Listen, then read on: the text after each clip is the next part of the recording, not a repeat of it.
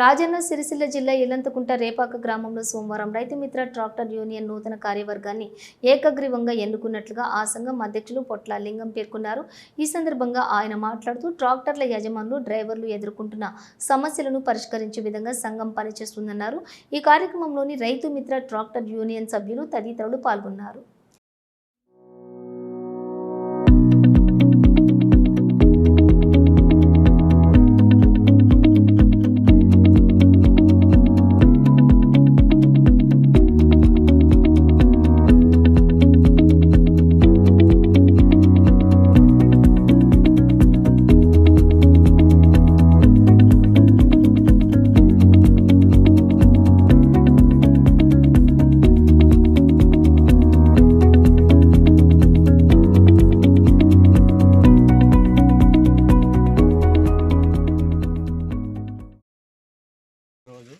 రేపాక గ్రామంలో tractor union ప్రెసిడెంట్గా ఎన్నుకోవడం జరిగింది.